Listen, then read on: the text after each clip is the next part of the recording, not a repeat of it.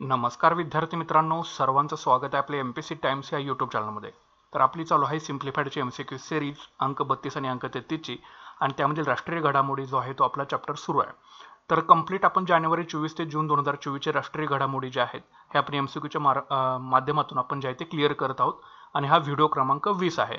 याच्या आधीचे जर तुम्ही व्हिडिओ पाहिले नसेल तर नक्कीच बघून घ्या, तुमची डायरेक्टली उजळणी जी असेल ती होऊन जाईल।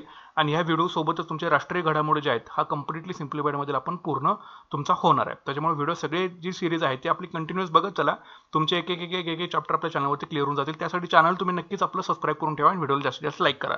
तर आता सुरुवात करूया।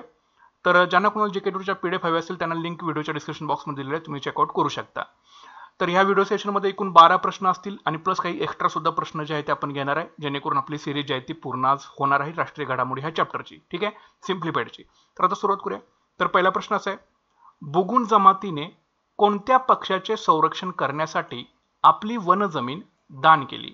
तर याचे योग्य उत्तर आहे बुगुन लिओ सिचला।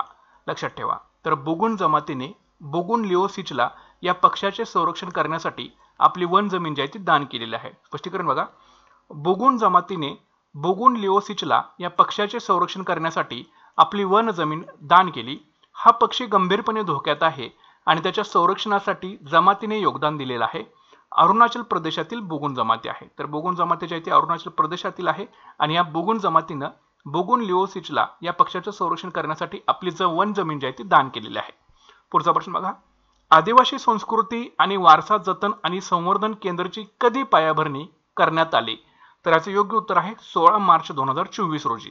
लक्षात ठेवा। तर आदिवासी संस्कृती आणि वारसा जतन आणि संवर्धन केंद्राची पायाभरणी जी आहे ही 16 मार्च 2024 रोजी करण्यात आलेली आहे। स्पष्टीकरण बघा, केंद्रीय आदिवासी व्यवहार मंत्री अर्जुन मुंडा यांनी 16 मार्च 2024 रोजी आदिवासी संस्कृती आणि वारसा जतन आणि संवर्धन केंद्राची आभासी पद्धतीने पायाभरणी केली। हे केंद्र झारखंडातील आदिवासी समाजाच्या समृद्ध वारशाचे चित्रण आणि जतन करते। ठीक आहे, तर आदिवासी संस्कृती आणि वारसा जतन आणि संवर्धन केंद्राची पायाभरणी कोणी केलेली आहे? केंद्रीय आदिवासी व्यवहार मंत्री अर्जुन मुंडा यांनी केलेले आहे 16 मार्च 2024 रोजी। आणि हे केंद्र जे आहे हे झारखंडातील आदिवासी समाजाच्या समृद्ध वारशाचे चित्रण आणि जतन करते। लक्षात ठेवा। पुढचा प्रश्न बघा, पांडुला गुट्टा हे कोणत्या प्रकारचे स्थळ म्हणून निवडण्यात आलेले आहे? तर याचे योग्य उत्तर आहे भूवारसा स्थळ। तर पांडुला गुट्टा हे भूवारसा स्थळ म्हणून जे आहे ते निवडण्यात आलेलं आहे। स्पष्टीकरण बघा, पांडुला गुट्टा हे तेलंगणातील पहिले भूवारसा स्थळ म्हणून भारतीय वैज्ञानिक सर्वेक्षणाद्वारे निवडण्यात आले। या प्राचीन टेकडीच्या रांगेत महाभारतातील पांडवांनी वनवासात वास्तव्यास होते असे मानले जाते। ठीक आहे, तर हे पांडुला गुट्टा हे तेलंगणातलं आहे, लक्षात ठेवा। आणि तेलंगणातील हे पहिले भूवारसा स्थळ म्हणून भारतीय भूवैज्ञानिक सर्वेक्षणाद्वारे निवडण्यात आलेलं आहे। आणि या प्राचीन टेकडीच्या रांगेमध्ये पांडुला गुट्टामध्ये महाभारतातील पांडवांनी वनवासात वास्तव्यास केलं होतं असं जे आहे ते मानलं जातं, तर लक्षात ठेवा। पुढचा प्रश्न बघा, फ्लाय 91 विमान कंपनीचे उद्घाटन कोणत्या तारखेला करण्यात आले? तर याचे योग्य उत्तर आहे 12 मार्च 2024 रोजी। तर फ्लाय 91 विमान कंपनीचं उद्घाटन 12 मार्च 2024 रोजी करण्यात आलेलं आहे। स्पष्टीकरण बघा, केंद्रीय नागरी उड्डाण मंत्री ज्योतिरादित्य सिंधिया यांनी 12 मार्च 2024 रोजी फ्लाय 91 प्रादेशिक विमान कंपनीचं उद्घाटन केलं। या कंपनीचे पहिले उड्डाण मनोहर आंतरराष्ट्रीय विमानतळ मोपा गोवा आणि अगती बेटा दरम्यान झालं। ठीक आहे, तर लक्षात ठेवायचं आहे। तर फ्लाय 91 या प्रादेशिक विमान कंपनीचं उद्घाटन केंद्रीय नागरी उड्डाण मंत्री ज्योतिरादित्य सिंधिया यांनी 12 मार्च 2024 रोजी केलं, आणि या फ्लाय 91 कंपनीचं पहिलं उड्डाण मनोहर आंतरराष्ट्रीय विमानतळ गोवा आणि अगती बेटा दरम्यान जे आहे ते झालेलं आहे। ठीक आहे, लक्षात ठेवा। पुढचा प्रश्न, USOF ने ग्रामीण भारतासाठी कोणत्या दोन संस्थांसोबत भागीदारी केली आहे? तर याचे योग्य उत्तर आहे ONDC आणि प्रसार भारती। तर USOF ने ग्रामीण भारतासाठी ONDC आणि प्रसार भारती या दोन संस्थांसोबत भागीदारी केलेली आहे। स्पष्टीकरण बघा, युनिव्हर्सल सर्व्हिस ऑब्लिगेशन फंड म्हणजेच काय, USOF न 12 मार्च 2024 रोजी प्रसार भारती आणि open network for digital commerce ONDC सोबत भागीदारी जी आहे ती केलेली आहे। या भागीदारीचं उद्दिष्ट ग्रामीण भारतात ई-कॉमर्स प्लॅटफॉर्म एकत्र करणे आहे। ओव्हर द टॉपसह ब्रॉडबँड सेवा आणि USOF अंतर्गत भारतनेट पायाभूत सुविधावर आधारित ग्रामीण भारतासाठी ई-कॉमर्स प्लॅटफॉर्म एकत्र करणे हे या सामंजस्य कराराचं उद्दिष्ट आहे। ठीक आहे, तर USOF म्हणजे काय, युनिव्हर्सल सर्व्हिस ऑब्लिगेशन फंड, आणि ONDC म्हणजे open network for digital commerce. तर या दोनच्यामध्ये भागीदारी झालेली आहे.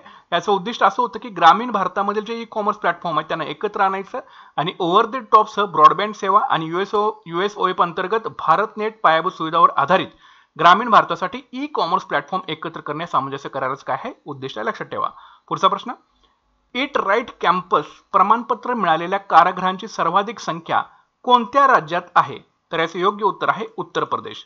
तर इट राईट कॅम्पस प्रमाणपत्र मिळालेल्या कारागृहांची सर्वाधिक संख्या या उत्तर प्रदेश या राज्यामध्ये आहे. स्पष्टीकरण बघा, भारतीय अन्न सुरक्षा आणि मानक प्राधिकरणाने सुमारे 100 कारागृहांना इट राईट कॅम्पस प्रमाणित केलेला आहे. कोणी केलेला बघा, भारतीय अन्न सुरक्षा आणि मानक प्राधिकरणानं म्हणजे FSSAI ने. या प्रमाणित तुरुंगांची सर्वाधिक संख्या उत्तर प्रदेशात आहे. त्यानंतर पंजाब, बिहार आणि मध्य प्रदेश यांचा नंबर लागतो याच्यामध्ये. FSSAI नुसार मोहीम सुरक्षित खा, निरोगी खा आणि शाश्वत खा या 3 स्तंभांवरती आधारित आहे. ठीक आहे, तर लक्षात ठेवा. तर सर्वाधिक तुरुंगाची जी संख्या आहे ती उत्तर प्रदेश या राज्यामध्ये आहे इट राईट कॅम्पस अंतर्गत, आणि त्यानंतर मग पंजाब, बिहार आणि मध्य प्रदेश या राज्यांचा क्रमांक लागतो. तर हे जे इट राईट कॅम्पस जो आहे तो भारतीय अन्न सुरक्षा प्राधिकरणानं जो होता हा तपासून पाहिलेला होता, आणि ही जी मोहीम होती ही सुरक्षित खा, निरोगी खा आणि शाश्वत खा या 3 स्तंभांवरती आधारित होती. पुढचा प्रश्न आहे, PB शब्द या प्रसार भारतीच्या सेवा कशासाठी वापरली जाते? PB शब्द ही प्रसार भारतीची सेवा जी आहे ही कशासाठी वापरली जाते? तर याचे जे योग्य उत्तर आहे ते आहे बातमी प्रसारणासाठी. तर PB शब्द ही या प्रसार भारतीच्या सेवा या बातमी प्रसारणासाठी जे आहे ते वापरल्या जातात. स्पष्टीकरण बघा, PB शब्द. आता PB शब्द म्हणजे Prasar Bharati shared audio visuals for broadcast and dissemination असं याचं लॉंग फॉर्म आहे. PB शब्द Prasar Bharati shared audio visuals for broadcast and dissemination. केंद्रीय माहिती आणि प्रसारण मंत्री अनुराग सिंह ठाकूर यांनी 13 मार्च 2024 रोजी या सेवाचा शुभारंभ केला आहे PB शब्दाचा. तर लक्षात ठेवा. ठीक आहे, पुढचा प्रश्न, जेपल हे कोणत्या प्रकारच्या समस्यावर काम करणारे संशोधन केंद्र आहे? कोणतं? जेपल. तर जेपल हे कोणत्या प्रकारच्या समस्यावर काम करणारं संशोधन केंद्र आहे? तर याचं योग्य उत्तर आहे गरिबीच्या समस्या. तर जेपल हे गरिबीच्या प्रकारच्या समस्यावर काम करणारे एक संशोधन केंद्र आहे. स्पष्टीकरण बघा, जेपल म्हणजे काय? तर जेपल म्हणजे Abdul Latif Jamil poverty action lab हे गरिबीच्या समस्यावर काम करणारे एक जागतिक संशोधन केंद्र आहे, ज्याचं शॉर्ट फॉर्म आहे JPAL, Abdul Latif Jamil poverty action lab. केंद्रीय ग्रामीण विकास मंत्रालयानं या जेपल सोबत सामंजस्य करार केला आहे. जेपल ग्रामीण गरीब महिलांना स्वावलंबनाच्या मार्गावर आणण्यासाठी सर्वसमावेशक विकासावर ज्ञान भागीदार म्हणून काम करेल. जेपल ग्रामीण गरीब महिलांना स्वावलंबनाच्या मार्गावर आणण्यासाठी सर्वसमावेशक विकासावर ज्ञान भागीदार म्हणून काम करेल, आणि जेपल हे गरिबींच्या समस्यावर काम करणारे जागतिक संशोधन केंद्र आहे. तरी तुम्हाला लक्षात ठेवणं गरजेचं आहे. पुढचा प्रश्न, भूप्रहारी प्रकल्पाचा उद्देश कोणत्या तंत्रज्ञानाचा उपयोग करून निरीक्षण आणि व्यवस्थापन करण्याचा आहे? तर याचे योग्य उत्तर आहे कृत्रिम बुद्धिमत्ता आणि भूस्थानिक तंत्रज्ञान. तर भूप्रहारी प्रकल्पाचा उद्देश कृत्रिम बुद्धिमत्ता आणि भूस्थानिक तंत्रज्ञानाचा उपयोग करून निरीक्षण आणि व्यवस्थापन करण्याचा आहे. स्पष्टीकरण बघा, भूप्रहारी प्रकल्प भूस्थानिक तंत्रज्ञान आणि कृत्रिम बुद्धिमत्तेचा उपयोग करून मालमत्तेचं निरीक्षण आणि व्यवस्थापन करण्यासाठी आहे. हा करार 12 मार्च 2024 रोजी IIT दिल्ली सोबत जो आहे तो करण्यात आलेला आहे. महात्मा गांधी राष्ट्रीय ग्रामीण रोजगार हमी कायदा अंतर्गत मालमत्तेचे निरीक्षण आणि व्यवस्थापन करण्यासाठी कृत्रिम बुद्धिमत्तेसह ग्राउंड आणि अवकाश आधारित भूस्थानिक तंत्रज्ञानाचा लाभ घेण्याच्या उद्देशाने हा सामंजस्य करार भूप्रहारी प्रकल्पाच्या आसपास केंद्रित आहे. तर लक्षात ठेवणं तुम्हाला हे गरजेचं आहे. भूप्रहारी IIT दिल्ली सोबत यासाठी करार करण्यात आलेला आहे, आणि भूप्रहारी जो आहे प्रकल्प हा भूस्थानिक तंत्रज्ञान आणि कृत्रिम बुद्धिमत्तेचा उपयोग करून मालमत्तेचं निरीक्षण आणि व्यवस्थापन करण्यासाठीचा हा करार जो आहे तो IIT दिल्ली सोबत जो आहे तो करण्यात आलेला आहे. आणि महात्मा गांधी राष्ट्रीय ग्रामीण रोजगार हमी कायदा अंतर्गत मालमत्तेचं निरीक्षण आणि व्यवस्थापन करण्यासाठी कृत्रिम बुद्धिमत्तेसह ग्राउंड आणि अवकाश आधारित भूस्थानिक तंत्रज्ञानाचा लाभ घेण्याच्या उद्देशाने हा सामंजस्य करार भूप्रहारी प्रकल्पाच्या आसपास जो आहे आपल्याला दिसून येतोय. पुढचा प्रश्न, पंतप्रधान नरेंद्र मोदी यांनी 9,800 कोटी रुपयांच्या किती विमानतळ प्रकल्पांचं अनावरण केलं? तर याचं योग्य उत्तर आहे 15. तर पंतप्रधान नरेंद्र मोदी यांनी 9,800 कोटी रुपयांच्या एकूण 15 विमानतळ प्रकल्पांचं अनावरण जे आहे ते केलेलं आहे. स्पष्टीकरण बघा, पंतप्रधान नरेंद्र मोदी यांनी 9,800 कोटी रुपयांच्या 15 विमानतळ प्रकल्पांचं अनावरण केलं. या प्रकल्पात उत्तर प्रदेशातील आझमगड आणि अन्य ठिकाणांच्या विमानतळांच्या नवीन टर्मिनल इमारतीचं या ठिकाणी उद्घाटन जे आहे ते केलेलं आहे. ठीक आहे, तर मोदींनी उत्तर प्रदेशातील आझमगड येथे जाहीर सभेत पुणे, कोल्हापूर, ग्वाल्हेर, जबलपूर, दिल्ली, लखनौ, अलीगढ, आझमगड, चित्रकूट, मुरादाबाद, श्रावस्ती आणि आदमपूर विमानतळाच्या नवीन टर्मिनल इमारतीचं उद्घाटन जे आहे हे पंतप्रधान नरेंद्र मोदी यांनी केलेलं आहे. ठीक आहे, तरी तुम्ही लक्षात ठेवणं गरजेचं आहे. पुढचा प्रश्न, भारतीय भूगर्भीय सर्वेक्षणाच्या आंध्र प्रदेश युनिटने कुठे कडप्पा सुपरग्रुप स्ट्रॅटिग्राफिक स्तंभाचं अनावरण केलेलं आहे? तर याचं योग्य उत्तर आहे अनंतपूर. तर भारतीय भूगर्भीय सर्वेक्षणाच्या आंध्र प्रदेश युनिटने अनंतपूर येथे कडप्पा सुपरग्रुप स्ट्रॅटिग्राफिक स्तंभाचं अनावरण जे आहे ते केलेलं आहे. स्पष्टीकरण बघा, तर भारतीय भूगर्भीय सर्वेक्षणाने अनंतपूर जिल्ह्यात वज्र करूर डायमंड प्रोसेसिंग कॅम्प मध्ये कडप्पा सुपरग्रुप स्ट्रॅटिग्राफिक स्तंभाचं अनावरण जे आहे ते केलेलं आहे. कुठं? वज्र करूर डायमंड प्रोसेसिंग कॅम्प मध्ये कडप्पा सुपरग्रुप स्ट्रॅटिग्राफिक स्तंभाचं अनावरण केलं आहे, जे की अनंतपूर जिल्ह्यामध्ये आहे. तर लक्षात ठेवा. पुढचा प्रश्न, भारताने 2029-30 पर्यंत कोणत्या प्रकारच्या रिझर्व्हची योजना आखली आहे? तर याचं योग्य उत्तर आहे स्ट्रॅटेजिक पेट्रोलियम रिझर्व्ह.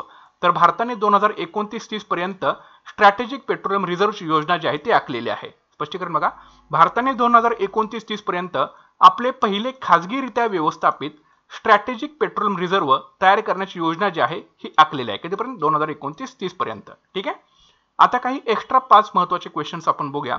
तर पहिला प्रश्न असा आहे, भारतीय प्राणी वैज्ञानिक सर्वेक्षणाने कोणते पुस्तक प्रकाशित केले? तर याचे योग्य उत्तर आहे भारताच्या लेपिडोप्टेरासाठी सचित्र मार्गदर्शक. तर भारतीय प्राणी वैज्ञानिक सर्वेक्षणाने भारताच्या लेपिडोप्टेरासाठी सचित्र मार्गदर्शक हे पुस्तक जे आहे ते प्रकाशित केलेले आहे. तर भारतीय प्राणी वैज्ञानिक सर्वेक्षणाने भारताच्या लेपिडोप्टेरासाठी सचित्र मार्गदर्शक नावाचं पुस्तक जे आहे हे प्रकाशित केलेलं आहे. पुढचा प्रश्न बघा, दुर्मिळ खनिजांच्या क्षेत्रात सहकार्य प्रदान करण्यासाठी कोणत्या 2 संस्थांमध्ये सामंजस्य करार झालेला आहे? तर याचे योग्य उत्तर आहे खाण मंत्रालय आणि शक्ती सस्टेनेबल एनर्जी फाउंडेशन. तर दुर्मिळ खनिजांच्या क्षेत्रात सहकार्य प्रदान करण्यासाठी खाण मंत्रालय आणि शक्ती सस्टेनेबल एनर्जी फाउंडेशन या 2 संस्थांमध्ये सामंजस्य करार झालेला आहे. तर खाण मंत्रालय आणि शक्ती सस्टेनेबल एनर्जी फाउंडेशन यांच्यात दुर्मिळ खनिजांच्या क्षेत्रात सहकार्य प्रदान करण्यासाठी एक सामंजस्य करारावरती स्वाक्षरी करण्यात आलेली आहे. पुढचा प्रश्न, नाबार्डने सिम्बायोसिस स्कूल ऑफ इकॉनॉमिक्सला कोणत्या प्रकारच्या अभ्यासाला मंजुरी जी दिलेली आहे? तर याचे योग्य उत्तर आहे भौगोलिक संकेत उत्पादनांच्या परिणाम मूल्यांकनासाठी. तर नाबार्डने सिम्बायोसिस स्कूल ऑफ इकॉनॉमिक्सला भौगोलिक संकेत उत्पादनांच्या परिणाम मूल्यांकन प्रकाराच्या अभ्यासाला मंजुरी जी दिलेली आहे. नाबार्डने सिम्बायोसिस स्कूल ऑफ इकॉनॉमिक्सला भौगोलिक संकेत उत्पादनांच्या परिणाम मूल्यांकनाच्या अभ्यासाला मंजुरी जी आहे हे दिलेली आहे, ते लक्षात ठेवा. पुढचा प्रश्न आहे, IIT पाटणाला कोणत्या प्रकारच्या इन्व्हर्टरसाठी पेटंट प्रदान केलं आहे? तर याचे योग्य उत्तर आहे हलक्या वजनाचा, कॉम्पॅक्ट आणि पोर्टेबल. तर IIT पाटणाला हलक्या वजनाचा, कॉम्पॅक्ट आणि पोर्टेबल इन्व्हर्टरसाठी पेटंट प्रदान जे आहे ते केलेलं आहे. तर IIT पाटणाला भारत सरकारच्या पेटंट कार्यालयाने स्वदेशी विकसित केलेल्या हलक्या वजनाच्या, कॉम्पॅक्ट आणि पोर्टेबल इन्व्हर्टरसाठी पेटंट जे आहे हे प्रदान केलेलं आहे.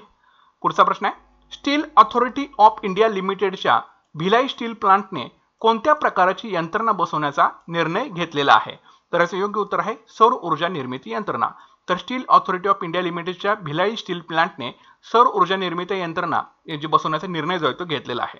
तर स्टील अथॉरिटी ऑफ इंडिया लिमिटेडच्या भिलाई स्टील प्लांटने प्लांट परिसरात आणि भिलाई येथील टाउनशिपमधील विविध इमारतींच्या छतावर सौर ऊर्जा निर्मिती यंत्रणा बसवण्याचा निर्णय जो आहे हा घेतलेला आहे. कोणी? स्टील अथॉरिटी ऑफ इंडिया लिमिटेडने. तर लक्षात ठेवा.